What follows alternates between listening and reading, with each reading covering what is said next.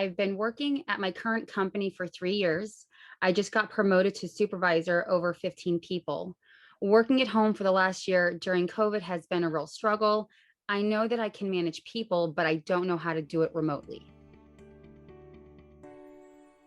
It is very different. So don't feel like you know, you're different. We've all fallen flat on our face and we all feel sort of disconnected. And so do our employees. Really what it comes down to, I'm going to talk about that first thing, is about touch points during the day. So put your brick and mortar hat on for a minute and let's picture that I'm an agent in the contact center world and I'm going to go to the restroom. I get up out of my chair, I walk down the aisle, and Bob sees me coming. He turns around in his seat and says, "Hey, Vic." And we stop, we chit chat for a few minutes, maybe a 30 seconds, touch point number one.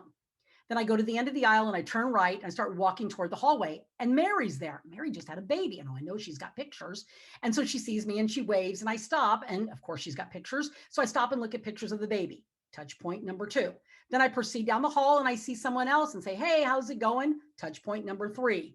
I open the door to the restroom and someone's coming out and we're like, "Hey, how's it going? How your call's been today?" "Oh, it's been great. Yeah, have a great day." Touch point number four. I go into the restroom, I do my business, I come out, and now I'm standing at the counter washing my hands with three other people, and we're starting to talk shop, right? It's like, "Hey, did you have that crazy customer today?" Or, "Hey, did you, the technology is just not working," whatever the case may be, and I'm talking shop.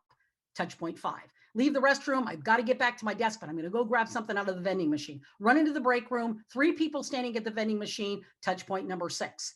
Talk to a couple of people as I'm walking out the door, realize I'm running late, dash over to my desk, talk to somebody else along the way. I could have 5 to 15 touch points as I move toward my desk. Now, how do you emulate that? Well, you do. You emulate the brick and mortar feeling of those touch points. So how do you do that? Well, you duplicate yourself. First, as a supervisor, you literally can pick up the phone while someone's on a call or doing emails and they're on the clock and you leave them a message.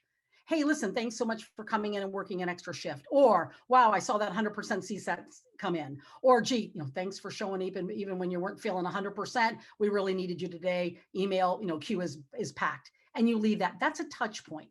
You can ask people inside your team to do touch points as well, people that want to be leadership development candidates.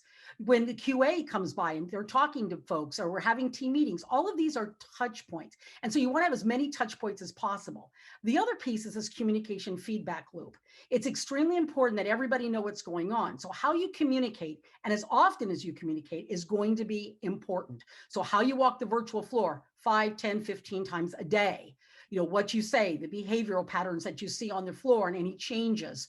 You're telling them what's going to happen that day. You're reporting back into them. You're giving them praise. You're making comments in the chat. You're picking up the phone. These are all touch points and creating a feedback loop that can be duplicated in your team. That's the key. And yes, this takes time, but you're going to spend the time either way. On the front end, being proactive, or on the back end doing damage control when your boss calls you in and says, your HT is slipping, or you're not doing many emails, or people aren't showing up on your team, and you're trying to do damage control and explain when you really don't know why, but you're trying to explain why it's happening and now you need to go fix it. So you're going to spend the time either way. So high touch point and communication feedback.